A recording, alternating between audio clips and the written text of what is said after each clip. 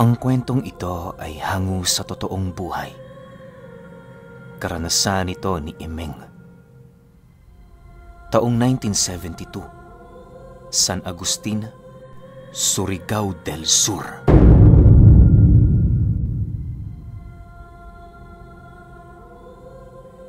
Itong mga panahong ito, kilala ang pamilya ni Emeng sa kanilang lugar bilang mga bulagis. Sila yung mga taong may kulay asul sa kaliwang mata at kulay kayumanggi naman ang kanan. Ang mga katulad nilang bulagis ay halos magkaparehas ng kulay asul ang dalawang mata. Dahil sa kalagayan nilang yon, kung kaya't hindi nila maiwasan ang panunukso ng kanilang mga kakilala. Bilang nakakaintindi, todo-todo naman ang kanilang pagpapasensya para makaiwas lamang sa gulo. Itong si Emeng, wala pang nakakaaway sa kanilang lugar, gawa ng disiplinado at mabuti siyang tao. Sa kanilang angkan kasi, siya ang nakatadhanang susunod na mamumuno sa kanilang pamilya. Yung kanyang ama, medyo palubog na dahil sa katandaan. Ang tanging nagagawa na lamang nito, ipasa ng ipasa sa kanya ang mga karunungan nitong tinatangan. Lingid sa kaalaman ng karamihan, ang mga bulagis, bagaman ordinaryo kung titingnan, nagtataglay ang mga ito ng kakayahang imposibleng maabot ng tao. Ayon kay Emeng, kaya lang naman sila nagkaroon ng ganoong mga mata dahil sa pakikipaglaban ng kanilang mga ninuno ilang siglo na ang nakakaraan. Naniniwala si Emeng na ang kanilang mga ninuno noong mga panahong yon itinuturing na espesyal saan mang dako ng lugar sila pumaroon. May mga natatanging kakayahan kasi ang mga ito, kagaya ng pakikipag-usap sa mga engkanto at pagbubukas ng mga lagusang patungo sa ibang dimensyon. Sa madaling sabi, sila yung mga uri ng nilalang na nangangalaga ng balanse sa mundo ng mga tao at sa mundo ng mga engkanto. Bagaman isa silang tagapamahala ng mga lagusan, hindi pa rin sila dapat maliitin dahil ang mga bulagis nagtatangan din ng mga mahihiwagang sandata bilang kanilang pangunahing armas sa pakikipagdigma. Sa loob ng mahabang panahong pamamayagpag ng kanilang angkan, marami na silang napaslang. Nabago lamang ang paningin ng tao sa kanila noong mga panahong pumasok ang mga dayuhan sa bansa. Kusang itinago ng mga bulagis ang kanilang sarili sa mundo upang makaiwas sa tiyak na kapahamakan. Hindi naman sila natatakot mapasabak sa digmaan, pero dahil sa kanilang estado ng pag-uugali, kung kaya't pinili nilang mamuhay ng payapa sa kabila ng digmaang nagaganap. Gumagawa lang sila ng hakbang sa mga oras na nasusukol na ng mga ito ang kanilang pamilya. Dagdag pa ni Emeng, hindi man sa pagmamayabang pero noong digmaan, nakapatay ang kanyang ama ng humigit sa 20 dayuhan. Sa pagpapatuloy ng kanilang paninirahan sa liblib na lugar ng San Agustin, hindi niya maipagkakailang napakaraming mga nagsisulputang lagusan papaikot ng kanilang tahanan.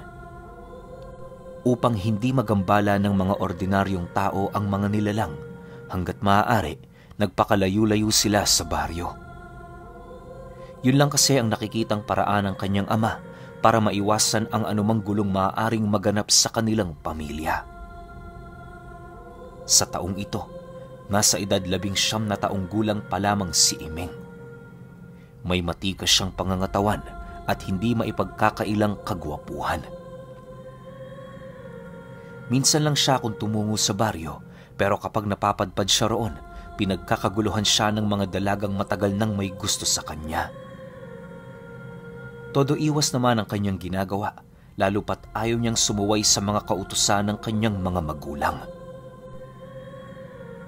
Isang araw, habang nakikipag-usap si Emeng sa kanyang ama, meron itong iniabot sa kanyang tela na kulay puti. Inaamag na ang telang yon at nagkukulay alikabok na dahil sa tagal na nitong nakatago. Sa pag-abot nito ng kanyang ama sa kanya, nakangiti naman yung nagwika sa kanya ng, Imeng, yan ang pinakahuling regalong matatanggap mo sa akin. Tandayan na ikaw ay ganap ng pinuno ng ating angkan. Naway sa lahat ng iyong desisyon sa buhay, gabayan ka ng ating mga ninuno. Kasabay ng pag-uwika nito, ay ang dahan-dahan naman itong paglapat ng kanyang hintuturo sa noo ng kanyang anak habang nagbibigkas ng mga buhay na kataga. Matapos naman yung marinig ng binata, halos hindi niya mailahad ang kagalakang kanyang nadarama. Makalipas lamang ang ilang minuto, dahan-dahan naman niyang binuklat ang tela habang maiging pinagmamasdan ang bagay nitong nilalaman. Pagsilay niya sa isang kahoy na hawakan ng animoy sundang, doon niya tuluyang napagtanto na yun na nga ang kanyang mahiwagang sandata na matagal nang inaasam. Ayon kay Imeng, isa yung uri ng espiritual na sandata kung saan nagkakaroon niyo ng pisikal na wangis sa pamamagitan ng hawakang ibinigay ng kanyang ama. Sa walang ikatlong mata, ordinaryong hawakan lamang dito ang paningin nila. Pero sa mga katulad niyang mulat na sa mahiwagang mundo, masisipat nila yung isang hawakan ng sandatang nagtatangan ng 1,000 armas. Kumbaga, kaya itong pagpalit-palitin ng anyo ni Imeng sa anumang armas na kanyang maiisip. Dagdag pa niya na ang sandatang yon ang isa sa mga karaniwang ginagamit ng mga ninuno nila na minsang namuno sa kanilang pamilya. Lumipas ang araw na yon, ibinuhos ni Imeng ang kanyang oras sa pagdarasal. Tubig lang ang kanyang nagiging pahinga para magawa niyang mabuhay ang armas na bagong pag-aari niya. Habang nag-aayuno siya sa loob ng kanyang silid, mayat maya naman ang kanyang pagramdam sa mga engkantong naglalabas-masok sa mga lagusang naroon sa kanilang bakuran. Hindi naman niya gaanong pinapansin ang mga ito, gawa ng ordinaryo lang ang mga ganoong kaganapan sa tuwing nagpapalit ng pinuno ang kanilang angkan. Sa pagsapit ng gabi, habang nagpapahinga siya, minabuti niyang lumabas ng bahay nila. Pagsilay niya sa paligid, bumungad sa kanya ang napakaraming mga alitap-tap na animoy nagsisilbing siga sa labas ng kanilang tahanan. Habang maigi niya yung pinagmamasdan, hindi niya napansin ang paglapit ng kanyang ama sa lugar na kanyang kinauupuan. Paghawak nito sa kanyang balikat, mahinahong nagwika naman ito sa kanya ng, Pagbutihan mo ang pagpapasunod sa mga yan, Imeng. Sinasabi ko sa iyo, ang karamihan sa mga engkanto dito, hindi madaling pasunurin. Pero huwag kang mabahala, sapagkat kapag nakilala ka na nila, lahat ng utos mo ay malugod nilang susundin. Sa pagpapatuloy ng kanilang pag-uusap, mariin namang inilahad ng kanyang ama ang tungkol sa mga uri ng aswang na kumakain ng karne ng tao at esensya ng engkanto. Pagtatapat nito, na sa tinagal-tagal ng kanilang angkan na nabubuhay sa mundo, ang mga nilalang na yon ang nag-iisa nilang sakit sa ulo. Bukod kasi sa marami na yung napapaslang na mga engkanto, nakakaya din itong pumatay ng mga bulagis kapag nagtulong-tulong ang mga ito. Kahit gaano pa kalakas ang kanilang angkan, hindi pa rin yun umuubra sa kakayahan ng mga nilalang. Matapos naman yung marinig ni Imeng, mariin niya itong tinandaan. Matagal na rin niyang naririnig ang tungkol sa mga aswang pero hindi niya inaakala na hanggang sa pagtanda niya, patuloy pa rin yung mag-iiral. Upang maiwasan ng mga nilalang na yon, nagpasya siyang gumawa ng bakod papaikot sa lugar na kanilang kinaroroonan. Sinigurado niyang ang bawat bakod ay pinatibay ng mga usal upang hindi ito basta-bastang mawasak ng mga aswang. At dahil sa takot na magkaroon siya ng engkwentro laban sa mga nilalang na yon, itinuon niya ang kanyang sarili sa pagsasanay ng iba't ibang estilo ng pakikipaglaban. Halos inabot din siya noon ng buong 1 taon bago niya maramdaman ang presensya ng mga nasabing aswang. Isang hapon, habang nag-iikot si Imeng sa lugar nila, meron siyang nasilayang isang lalaking mabilis na naglalakad patungo sa kanyang kinaroroonan. Nang ilang dipa na lamang ang pagitan nilang dalawa, bahagya naman yung natigilan habang nananatiling nakatitig sa kanyang mga mata. Pagbuka ng bibig ng nilalang na yon, bigla namang napahawak si Imeng sa armas niya nang masipat niya ang buhol-buhol nitong mga ngipin na nagkukulay itim na. Alam niyang hindi pangkaraniwan ang nilalang na nasa kanyang harapan, kung kaya't doble-doble ang kanyang ginagawang pag-iingat habang patuloy yung pinakikiramdaman. Makalipas lamang ang ilang minuto, kahit papaano medyo bumaba naman ang tensyon sa paligid sa kadahilan ng walang ginagawang hakbang ang lalaking yon upang siya ay maalarma. Nang hindi na niya maatim ang ginagawa nitong pagtitig sa kanya, mahinahon naman siyang nagtanong dito ng, "Sino ka? Ano ang kailangan mo? Kung wala, maaari ka nang umalis sa harapan ko. Alam mo kasi, nakakasagabal ka sa aking ginagawa." Matapos naman yung marinig ng lalaki, humagikgik lang naman ito na parabang isang biro ang mga katagang kanyang narinig. Maya-maya pa, sa muling pagtitig nito sa kanya, bigla naman yung sumagot ng, "Talaga, huwag kang mag-alala, Bulagis. Hindi ka na mahihirapan sa iyong ginagawa. Sinisiguro ko sa iyo, bago sumapit ang mga susunod na araw, mawawala na dito ang mga nilalang na pinapangalagaan mo. Konting paalala, tagapamahala ng Lagusan. Huwag na huwag mong papakialaman ang aking gagawin upang wala tayong magiging problema. Magiging busog ako. Magiging ligtas ka naman mula sa mga kamay ko. Pantay na kapalit, hindi ba?"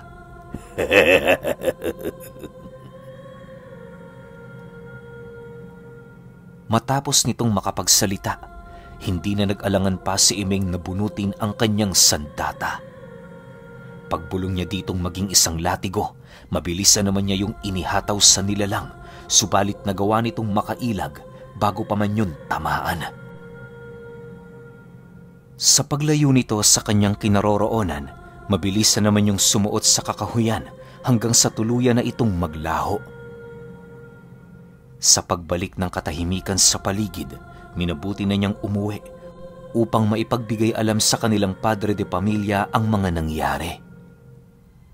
Naniniwala noon si Imeng, hindi lang yon ang una at huli nilang pagkikita ng nilalang na yon. Nasisiguro niya kasing babalik pa ito, lalo pat may mga inilahad yun sa kanya na pinaniniwalaan niyang may kaugnayan sa plano ng aswang. Sa pagdating niya sa kanilang tahanan, lahat ng mga kamag-anak niya ay nagimbal sa mga bagay na kanyang ibinalita. Ang iilan sa mga ito, napilitan na ding maghanda para naman kahit papaano makatulong ito sa kanya. Alam din naman kasi ng mga kadugo niyang Bulagis na hindi pang karaniwan ng aswang na yon, lalo pat matunog ang uri nito sa kanilang pamilya. Sa paglalim ng gabi, habang nagbabantay ang kanilang angkan sa buong paligid, napapansin na nila ang animoy pagpasok ng mga engkanto sa mga lagusan. Unang beses yung nangyari sa loob ng ilang taon, kaya na may inaasahan na nilang may mga mangyayaring kakaiba noong gabing yun. Makalipas lamang ang ilang minuto, laking gulat na lamang nila Imeng nang masipat nila ang mga nilalang sa labas ng kanilang bakuran na animoy naghihintay ng utos. Paglalarawan niya sa mga nilalang na yon, may hahalin tulad mo ito sa isang sigbin, subalit wala yung mata sa kanyang muka. Hindi rin nasa ilalim ang ulo nito na para bang isa lamang yung ordinaryong aso na kinuhanan ng wisyo. Sa pagpapatuloy ng kanilang pagmamasid, doon nila nasipat ang isang lalaking dahan-dahang naglalakad patungo sa harapan ng kanilang tahanan. Nanlilisik ang mga mata nito at nakasuot yon ng telang halos sumayad na sa lupa. Napakaitim din ng balat ng panauhin, indikasyon na nakapagpalit na ito ng anyo. Dahil sa kanyang mga nasilayan, agad naman niyang iniutos sa kanyang mga tiyuhin at kadugo na kaharapin lamang ang mga nilalang nakasama nito upang hindi na sila malagay sa alanganin. Sa paglabas niya ng kanyang armas, mabilisan naman siyang tumungo sa kinaroroonan ng lalaki. Hindi na siya nag-alangan pang kaharapin ito, gawa ng alam niya sa kanyang sarili na yun lamang ang kinakailangan niyang patayin upang mawakasan ang gulong kanilang kinakaharap. Maya-maya pa, nang ilang dipa na lamang ang layo niya sa nilalang, bahagya naman siyang natigilan nang masipat niya ang mga bruhang nakatayo sa likod nito. May mga daladala yung tungkod, indikasyon na dalubhasa yun sa paggawa ng mga ritual. Matapos niya itong masilayan, minabuti niyang ibaling sa lalaki ang kanyang paningin habang tinatanong ito ng, "Sigurado ka na ba sa desisyon mo? Makikipagdigma ka nang wala ka man lang makukuha? Para malaman mo, kanina pa umalis dito ang mga kaibigan ko. Ni isa sa kanila, wala kang mapapakinabangan." Nang marinig naman yon ng lalaki, humalakhak lang naman yon sa kanyang harapan na para bang isang biro lamang ang mga kataga nitong narinig. Sa muling pagtitig nito sa kanyang kinaroroonan, seryoso naman yung sumagot sa kanya ng, "Kahit saang lupa-lupa sila tumungo, babalik at babalik sila dito. Hindi ba't ikaw ang namumuno sa mga kauri mo? Ikaw lang din ang kinakailangan kong hulihin para malaman mo." Matapos nitong makapagsalita, hindi na nagdalawang isip ang bumulong si Imeng sa kanyang sandata. Paglabas ng nagliliwanag na palakol sa mga kamay niya, mabilisan naman niyang sinugod ang lalaking yon habang patuloy yung tinataga. Sa bawat paghampas niya ng kanyang sandata sa kinaroroonan nito, bigo siyang matamaan ng lalaking yon sa kadahilanang ang pakiramdam niya para yung naglalaho. Makalipas lamang ang ilang minuto, sa hindi inaasahang kaganapan, laking gulat na lamang ni Imeng nang maramdaman niya ang matatalas na kuko nitong tumarak sa kanyang bewang. Nang masipat niya ang pinsalang natamo ng kanyang katawan, buong tapang naman niyang itinaboy ang nilalang habang patuloy yung inaatake. Sa paglayo nito, tanging paghawak na lamang sa kanyang tagiliran ang nagawa ni Imeng. Aminado siyang dahil sa pinsalang yon, kung kaya't labis-labis ang panghihina ng kanyang katawan. Maya-maya pa, nang masipat naman niya ang lalaking muling papasugod sa kanya, buong tapang naman niyang dinipensahan ang kanyang sarili. Dahil sa pangyayaring yon, kung kaya't agad namang nagbago ang sitwasyon. Kani-kanina lang, si Imeng ang umaatake sa nilalang, pero noong tinamaan na siya ng pag-atake nito, siya naman ngayon ang dumidepensa. Bagaman alam niyang nalalagay na sa alanganin ng kanyang buhay, pinilit niya pa ring lumaban alang-alang sa kanyang pamilya. Sa pagpapatuloy ng kanyang pagmamasid, kitang-kita niya ang nilalang na mabilisang umiikot sa kanyang kinaroroonan. Nakapagtataka ding hindi ito nakakaramdam ng pagod sa katawan na para bang meron doong nagbibigay ng dagdag na suporta. Sa pagbaling ng kanyang paningin sa mga bruha, laking gulat na lamang niya nang masipat niya yung nag-uusal habang patuloy na nakatitig sa kalaban niya. Matapos niya yung masilayan, doon niya napagtanto na malaki ang naitutulong ng mga bruhang yon sa kanyang kalaban. Maaaring yun din ang naging rason kung bakit nagagawa ng kanyang katunggali na siya ay mapangibabawan sa kabila ng kanyang tinatangang kakayahan. Sa muling pag-atake ng nilalang sa kanya, wala naman siyang nagawa kundi ang tumilapon malapit sa kinaroroonan ng bahay nila. Nang akmang tatayo pa noon si Imeng, nasipat niya ang kanyang binti na panayang panginginig. Huli na nang makita niya ang tumutulong dugo sa kanyang dapa-dapa dahil sa nakatusok na tipak ng kahoy. Halos hindi niya magawang maigalawang parte ng katawan niyang yon sa kadahilanang kapag sinusubukan niya yung itayo, nagbibigay yon sa kanya ng hindi maipaliwanag na sakit sa katawan. Dahil sa pangyayaring yon, paulit-ulit namang sumasagi sa kanyang isip na malapit na siyang bawian ng buhay. Sa tuwing pumapasok yon sa utak niya, pilit niya yung iwinawaglit sa takot ukol sa mga bagay na mangyayari sa kanyang pamilya kung dumating ang puntong matatalo siya. Makalipas lamang ang ilang minuto, kahit naghihikahos sa pagtayo itong si Imeng, pinilit niyang muling kaharapin ng nilalang. Pagtayo na pagtayo niya sa kanyang kinaroroonan, muli na naman siyang tumilapon nang bigla siyang sipain sa dibdib ng nilalang na yon. Subalit sa kabila ng pinsalang kanyang natamo, patuloy pa rin siyang nagpapakatatag na siya namang hindi nagustuhan ng kanyang kalaban. Ilang beses na din itong tinapakan ng kanyang ulo pero pinipilit niya pa rin talagang tumayo. "Hanggang kailan mo balak lumaban, Bulagis? Para sa mga engkantong yon, iaalay mo talaga ang buhay mo? Simple lang naman ang hangarin ko, makakain ng mga alaga mo." Wika ng nilalang habang patuloy siya nitong inaapakan. Hindi pa ito nakontento. Tinadyakan nito papalayo ang kanyang mahiwagang sandata at kasabay nito ang dahan-dahan nitong pagpapatayo sa kanya habang nakahawak yon sa kanyang buhok. Dahil sa ginawa ng aswang, kung kaya't hindi nito binigyan ng pansin ng mga bruhang nagbibigay sa kanya ng suporta. Maya-maya pa, nang makaramdam siya ng kakaibang presensyang lumitaw sa kinaroroonan nila, dali-dali naman itong napalingon sa kanyang likod at kasabay nito ang kanyang pagsilay sa ama ni Imeng na kasalukuyang pinapatay ang mga bruhang nagbibigay sa kanya ng lakas at proteksyon. Halos segundo lang noon ang dumaan nang bigla nitong pagpapaslangin ang nasa humigit 8 bruha na kasama ng aswang. Dahil sa bilis ng paggalaw ng kanyang ama, kung kaya't bago pa man makabalik ang nilalang na yon sa kinaroroonan ng kanyang kasama, nagawa na itong malipol ng dating pinuno ng mga Bulagis. Sa pagkamatay ng mga bruhang yon, kitang-kita naman nilang mag-ama ang biglaang paghina ng aswang.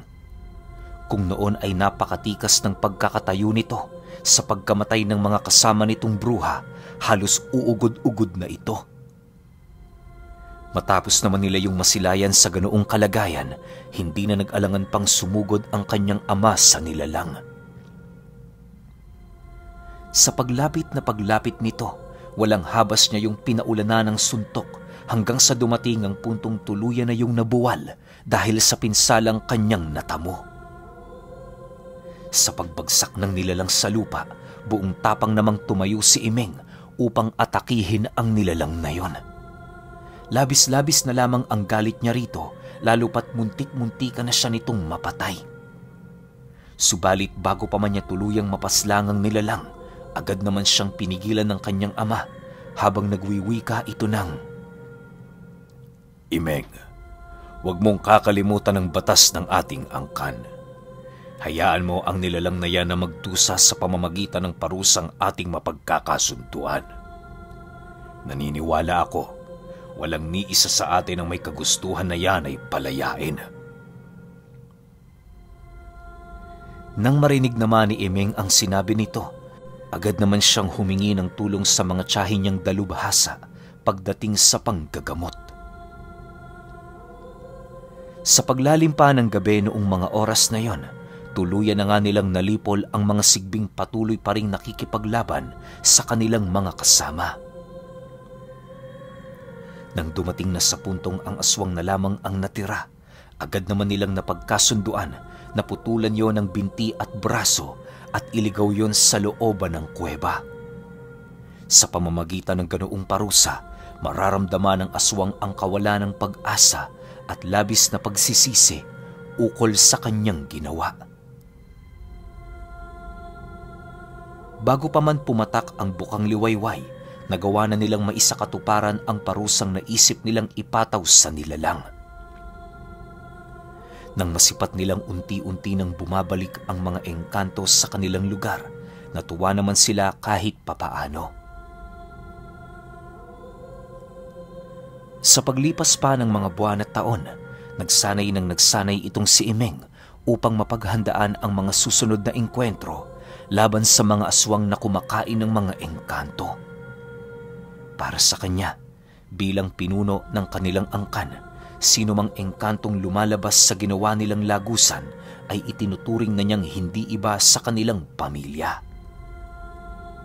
Ayon kay Imeng, marami pa siyang kwentong ibabahagi na merong kaugnayan sa angkan ng mga bulagis na nagtatanga ng mga matang kulay asul.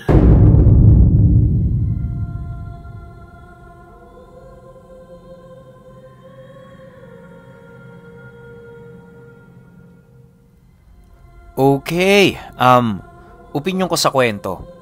Bulagis, bulagis, bulagis. Ngayon ko lang na-encounter yung salitang bulagis, pero alam ko meron talaga sa karamihan yan mga nakatira sa Mindanao eh. Yung magkaiba yung kulay ng mata. Meron pa nga parang gray tapos brown yung isa, tapos meron brown tapos blue, tapos ito nga yung purong blue, yung dalawang mata nila. Hindi ko lang alam na nagtatangan pala talaga sila ng espesyal na kakayahan. Yun nga, nabanggit nga rito sa kwento ni Imeng na merong ipinapasa yung mga ninuno nila sa kanila na mapapakinabangan nila bilang pamproteksyon sa mga engkantong nandudun nga sa lagusan. Pero ewan ko lang kung magiging series ba to kasi sabi niya marami pa siyang ibabahaging kwento tungkol sa mga bulagis.